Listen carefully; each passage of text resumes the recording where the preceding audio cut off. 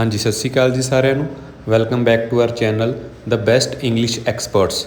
ਸੋ ਅੱਜ ਤੁਹਾਡੇ ਲਈ ਇੱਕ ਆਇਲਸ ਲਿਸਨਿੰਗ ਦਾ ਹਾਰਡ ਪ੍ਰੈਕਟਿਸ ਟੈਸਟ ਲੈ ਕੇ ਆਏ ਹਾਂ। ਇਸ ਨੂੰ ਕਰਨ ਤੋਂ ਬਾਅਦ ਤੁਸੀਂ ਆਪਣੇ ਰਿਕੁਆਇਰਡ ਸਕੋਰਸ ਡੈਫੀਨੇਟਲੀ ਅਚੀਵ ਕਰੋਗੇ। ਸੋ ਚੱਲਦੇ ਹਾਂ ਟੈਸਟ ਵੱਲ। Part 1. You will hear two people discussing an extramural course. Fill in the information you hear on the application form below. First, you have some time to look at questions 1 to 6.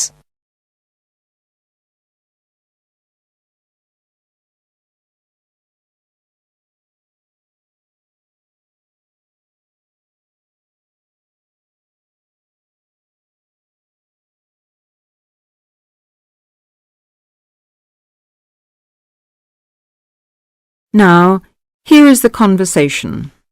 Hi, Jenny. What are you doing down here? Oh, hello, Steve. Well, I'm trying to fill in this form, but I'm having a bit of a struggle as I sprained my wrist playing tennis yesterday. Don't worry, I'll do it for you. Let's have your pen. Right, fire away. Let's see. I want to do the drama and theatre studies. I'd like to get the certificate. The course number is 60201. No, sorry, 202. It seems to be on Thursday at 7:30.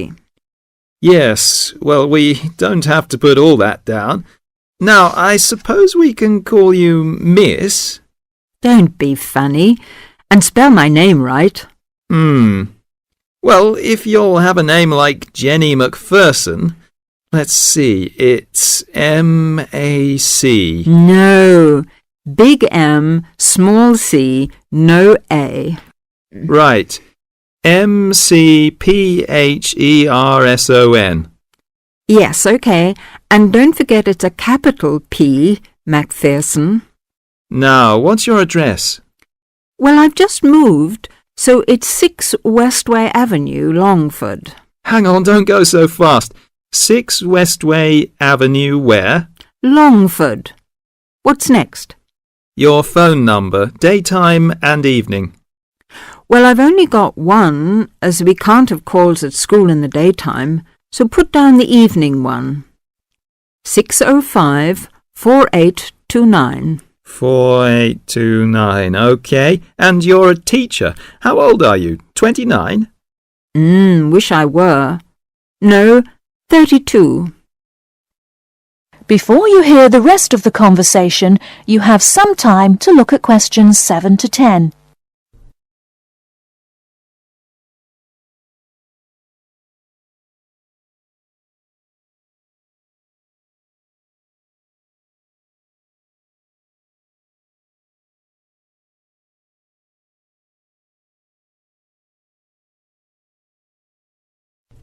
Now listen and answer questions 7 to 10.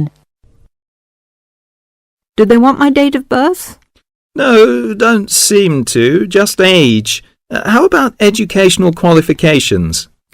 Well, I've got a degree in English literature and a diploma in media studies.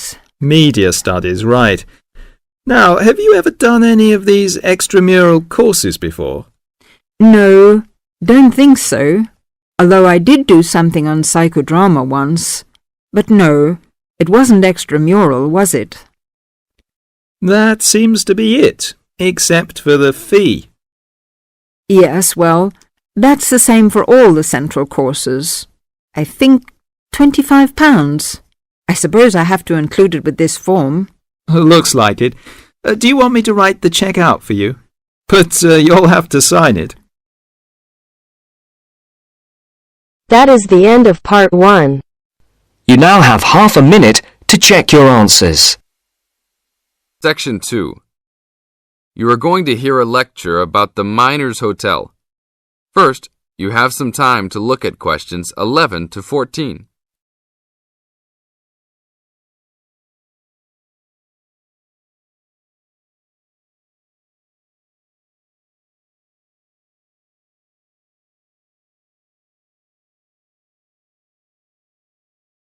Now listen to the tape and answer questions 11 to 14. Good evening and welcome to the Minor Hotel. We are pleased to have you as our guest. I will give you a brief information session to tell you everything you need to know to make this a pleasant stay. The Minor Hotel was built in the 1850s, during the Gold Rush period, also nicknaming our state the Golden State. People from all over the country and even from other countries came to seek their fortune here in these hills, creating cities overnight. In this city, many Gold Rush hotels soon opened up. This particular hotel was built in 1851, but was destroyed during an earthquake. It was rebuilt in 1995 to recreate the feel of the Gold Rush, complete with articles and actual photographs from during the 1850s. Our hotel is divided into two buildings, one called the Gold Tower and the other is named the Fortune Tower. You will be staying in the Fortune Tower on the 25th floor, complete with great views of the city. Your room is the best room in the hotel, complete with private living room and hot tub. Here is your room card. On the card it will say FT, meaning Fortune Tower. On the bottom of the card it will say 2515. The 25 stands for the 25th floor, and the 15 stands for the 15th room on that particular floor. Now look at questions 15 to 20.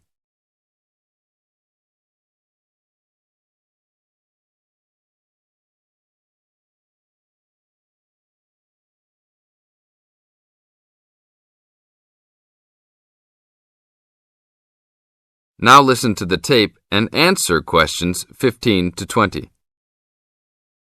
There are emergency exits in both towers of the hotel. They are located on the south side, opposite the elevators. Please use these in case of a fire or other emergency. We have some special events happening this week. Our Miners Diner is offering a special Miners Buffet dinner this Friday and Saturday for only $20 per person. This special includes all food, not including drinks and alcohol, and shows for the night. The buffet will be available from 5 to midnight. Because of the historical significance of our hotel, there are some special rules. The first rule is that there is no smoking allowed anywhere in the building, not even in your own room. This is not only to ensure the safety and health of our guests, but also the furniture and pictures can be easily damaged by smoke and other harsh treatment. Please remember that there are items of furniture over 100 years old here, so respect the rules by not smoking. Secondly, please do not take pictures using a flash of any of the drawings and paintings in the rooms or hallways, as they are old and fragile. We are doing our best to preserve a national treasure, so please help us in doing so.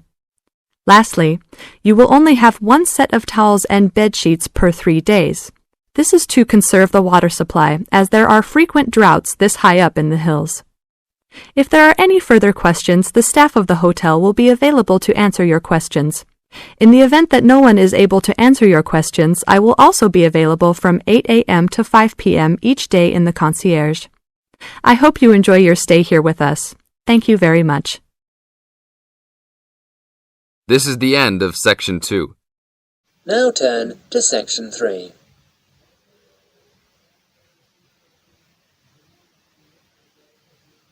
Section 3. In this section, you are going to hear a conversation between Anne and Merton. In the first part of the conversation, they are talking about the commands of training dogs. First look at questions 21 to 25.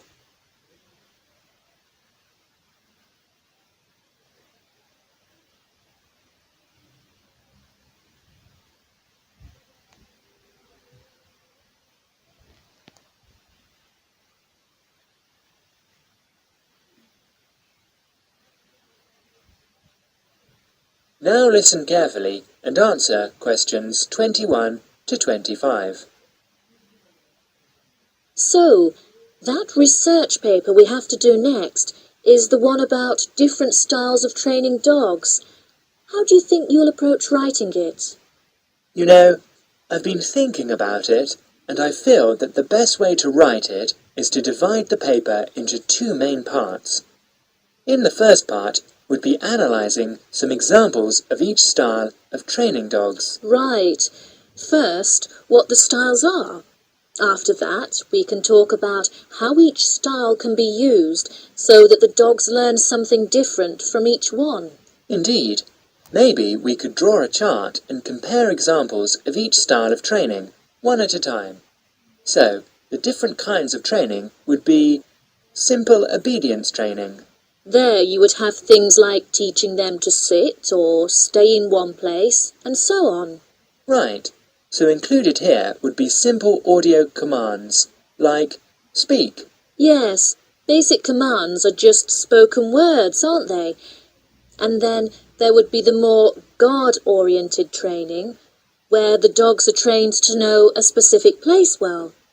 Patrolling and barking are probably the best examples, because most people have seen them in many places, especially in homes. And this would lead us to the attack dog training, which is physical as well as spoken. Training the dog to knock someone down, and even bite if they have to. Right. So there's another category as well. Sniffing dogs, which make up the searching category. I've read that in the UK, every major airport or government building has these dogs to search for all kinds of dangerous items. In the second part of the conversation, Anne and Merton talk about all kinds of training and what kind of dog they are suitable for. You will have another chance to look at questions 26 to 30.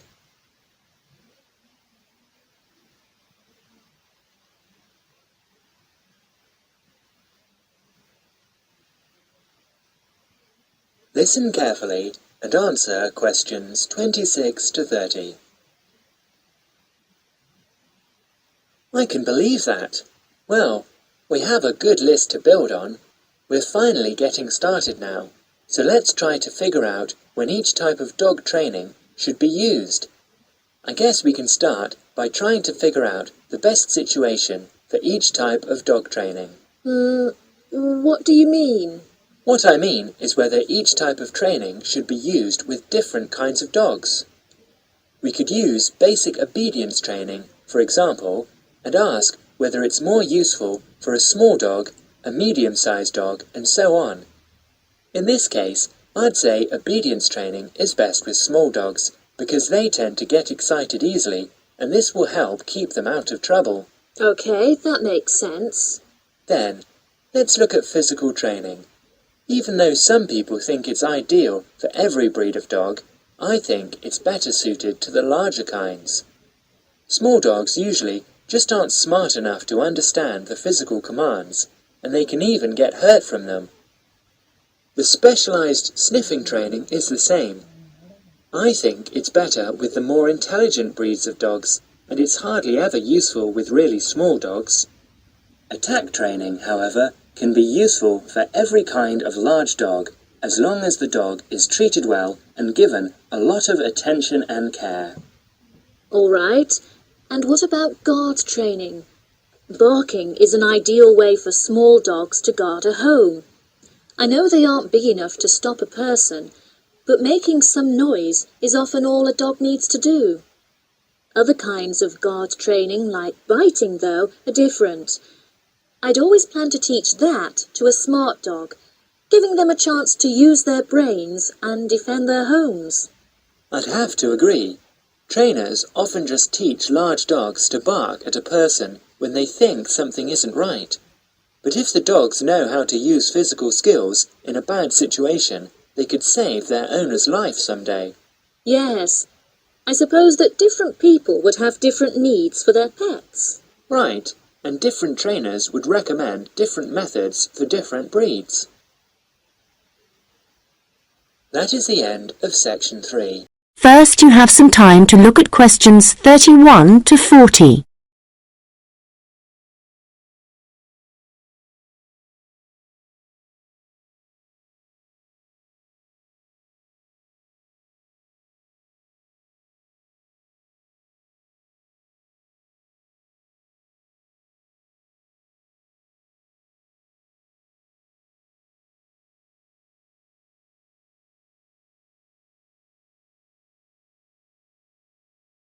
Now listen carefully and answer questions 31 to 40. An interesting aspect of fireworks is that their history tells us a lot about the changing roles of scientists and technicians in Europe. Fireworks were introduced from China in the 13th century. Up to the 16th century they were generally used for military purposes, with rockets and fire tubes being thrown at the enemy. But they were also sometimes a feature of plays and festivals, where their chief purpose was related to religion. By the 17th century, the rulers of Europe had started using fireworks as a way of marking royal occasions. Technicians were employed to stage spectacular shows which displayed aspects of nature, with representations of the sun, snow and rain. These shows were designed for the enjoyment of the nobility and to impress ordinary people. But fireworks also aroused the interest of scientists, who started to think of new uses for them.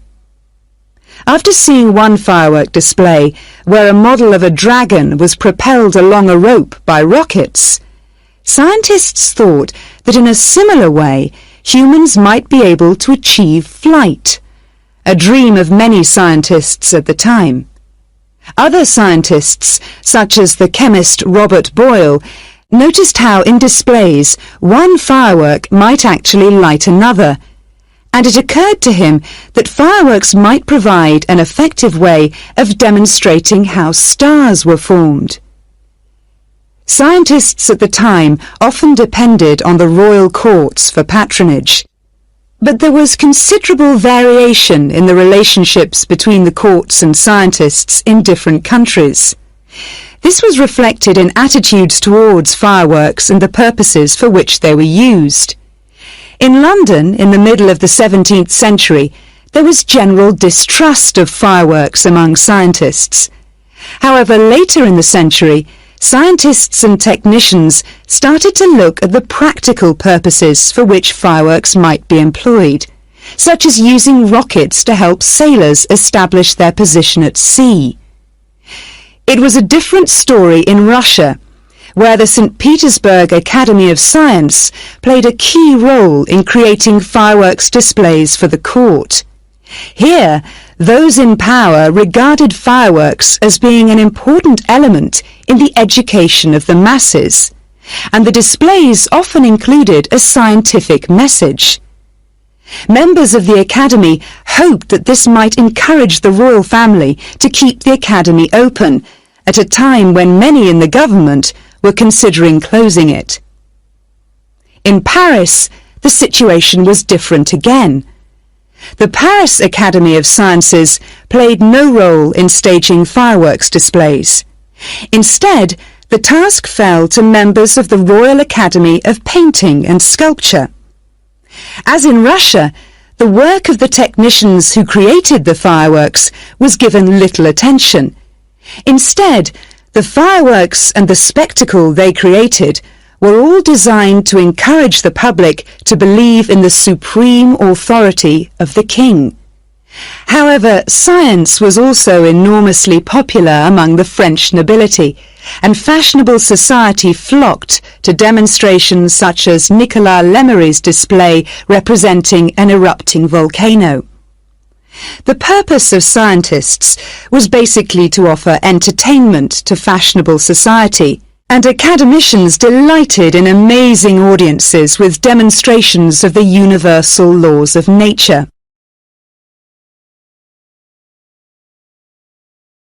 In the course of the 18th century, the circulation of skills and technical exchange led to further developments. Fireworks specialists from Italy began to travel around Europe, staging displays for many of the European courts. The architect and stage designer Giovanni Servandoni composed grand displays in Paris, featuring colourfully painted temples and triumphal arches. A fireworks display staged by Servandoni would be structured in the same way as an opera, and was even divided into separate acts. Italian fireworks specialists were also invited to perform in London, St. Petersburg and Moscow. As these specialists circulated around Europe, they sought to exploit the appeal of fireworks for a wider audience, including the growing middle classes. As in the previous century, fireworks provided resources for demonstrating scientific laws and theories, as well as new discoveries, and displays now showed a fascinated public the curious phenomenon of electricity.